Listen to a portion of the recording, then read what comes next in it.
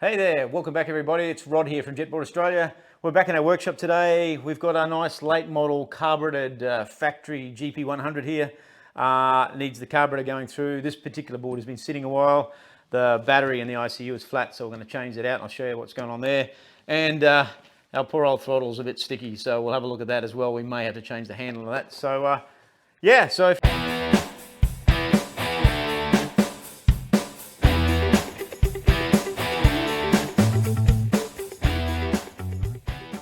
this particular board has a throttle cable that is very sticky. As you can see, it's pulled back and it's not returning.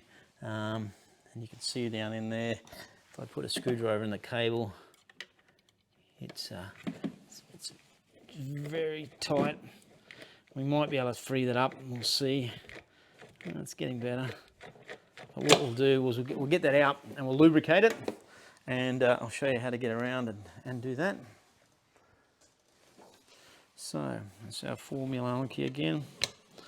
Undo the little bracket on the cylinder here. Just unscrew that. Take it out, that little clamp can stay there. Let's see if we can S this cable back through here without getting caught. It has, so what we'll need to do is remove the clutch cover. Remove the clutch cover here.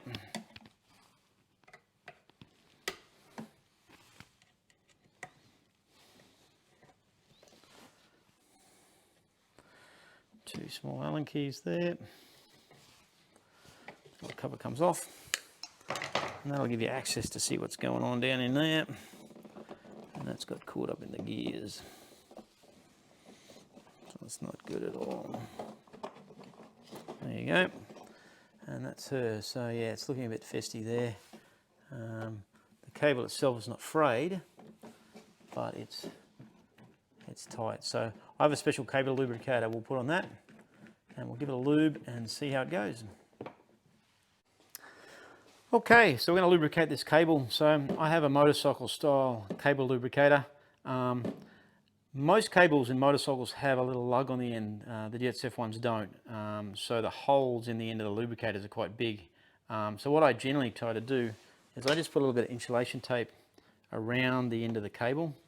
And what this does is help build the cable up to a good size so it seals in my tool. So I just wrap that around there. And this helps get the lubricant in better. So that on there like that. The cable lubricator's got a little slot in it, which you feed the cable in there, through the slot, sitting in place there. And then you do up the clamp, and that effectively seals it all up. It doesn't 100%, but good enough to lubricate it. So that's there like that. Now I use, and I find this works the best. It's a Worth product.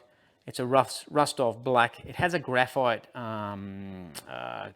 material in it, which lines the inside of the cable, and also it's got a rust-inhibiting removal property. So what I find it does, it lubricates the cable, and it also gets rid of the rust and breaks down the rust and the corrosion in the cable. So I've been using that for a while. It works quite good. So I'm going to stick this in here. A little hole in the lubricator there, and I'm going to get a rag because this does get messy, and give it a hit, and that will pressurize the cable, and you'll see it. See how it pressurizes it there. I'll keep the rag on it so that helps. No, this cable's obviously quite stuck because it's feeding the pressure back into the aerosol can here. So I'll see if we can break that down a bit. Force it in. You can see the black graphite in that there, which gets in the cable. And that lubricates it once it's in place. So give that a bit of a try there. We'll spray a little bit in this end as well. You can pull this apart, but I just spray it down in the gap, and that'll help. lubricate the whole shebang there. I think we're going to need more than that, and I'm not sure if this cable we're going to save, but we'll give it a shot and see how it goes. So I'll hold that in there now. Yeah, that's feeling better.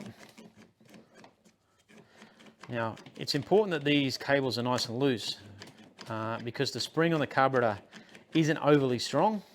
And if this is too tight, well, what you'll find is the carburetor spring won't return, it won't pull against the cable, so that's quite good. I'm going to give it another hit though, and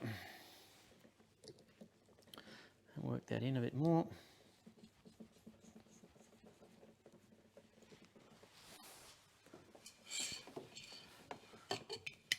Again, a little hole on the side,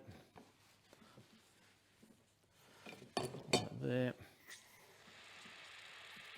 You can hear it starting to come through that other end now. Yeah, that's starting to come through. You can actually see that there bubbling. It's coming through. That's great because it's coming right to the cable where before it wasn't. And that's what we're looking for. And see, you can see the lubricant comes right through. That's brilliant. So, looks like we'll be able to save that cable. That's excellent. It's an expensive little exercise and quite a job to actually change these, which we'll do in another series, but today I think we've had a win. That cable has come up really good. Yeah, that's great. And that graphite that's in that will lubricate it, and of course then the penetrating fluid has got rid of whatever rust and whatnot's in that. So that's worked out beautifully. That's great. Awesome. Well, I'll try and get it back on now. Okay, so that cable's all lubricated and working really nicely. Getting these cables back in place are a bit of an exercise. So what I've done, I've put a draw wire in place. So it's probably difficult for you guys to see from there, but if you look at the bottom of the seal assembly there on the crankcase, there's a washer on the lower bolt there and a washer on the lower bolt there. So the cable comes from its mounting point there under the washer, and the washer holds it away from the gear and against the crankcases. Behind the other washer, again holding against the crankcases away from the gears, in between the pulse line tube and then onto the carburetor arm. So what I've done is I've fed a little bit of speaker wire down through that position so I can pull that through. To try and put that through by hand is an exercise, as I said. So I'm going to pull that through there. I'm just going to tie a little loop in there, and I'll put some insulation tape on that. And that way that will hold that and make it easier for me to get through. So cool. Okay, so we've tied that on there like that. So I'll get this and we'll start to feed it back through where it needs to go. That's straight there.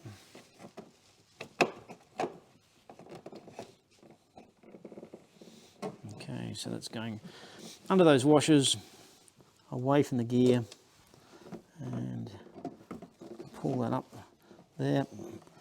And so there's also a washer on this end, as we said, and then there's a little flange on the edge of the engine bracket cradle there that sits in there. So that's come through nicely.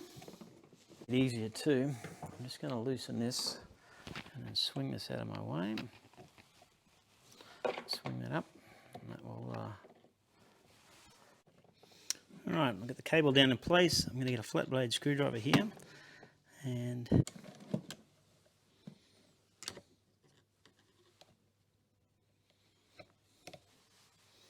boom, there you go. Just push it on with the screwdriver like that. Make sure that's all back in place there now. Alright, so we'll get the cable above the hole.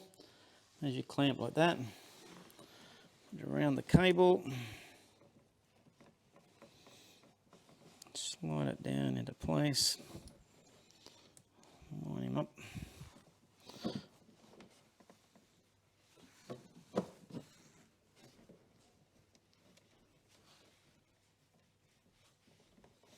So as you can see, the thinner side of this bracket is against the cylinder, the thicker side is against the fuel tank, and the cable is on the top side of that. That's important to get it all lined up properly and make sure that the cable is in the proper position and also can operate correctly. So then the next step then is we pull the cable until it's almost tight. We get the throttle and see that's returning properly, so that's brilliant. So we're getting almost through full throttle there. It's back on idle, and we have the tiniest bit of play in there. So that's perfect. That's how we want it. And getting almost full throttle, get a smidging more. Beautiful. Now again, don't tighten this up too tight. If you do, what it'll do, it'll start to squash the cable, and then the problem will be the throttle will get stiff and won't return properly. So just enough to retain it.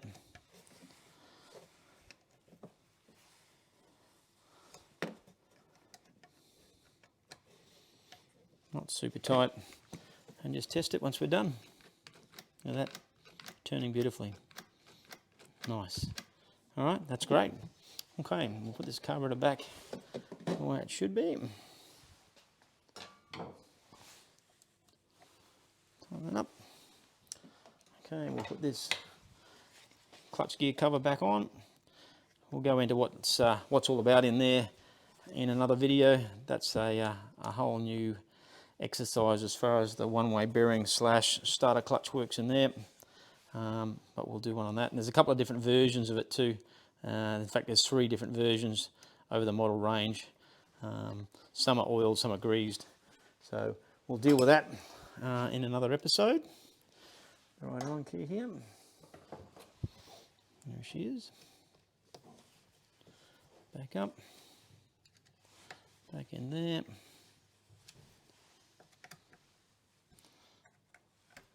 Boom. All right, fantastic. Okay guys, another successful little repair to that. Some handy information. I hope that'll help you out if you need to do some DIY at home yourself, or if not, by all means, I can do that for you. So this board's basically good to go. I'll give it a fine tune on the hose. We can run through that another day. But yeah, successful carburetor repair, battery change, throttle cable replacement, or well, lubrication. It needed replacing, but we saved it. So yeah. We'll send this back to the customer. He'll be happy as Larry and back on the water. See you guys next time. Thanks.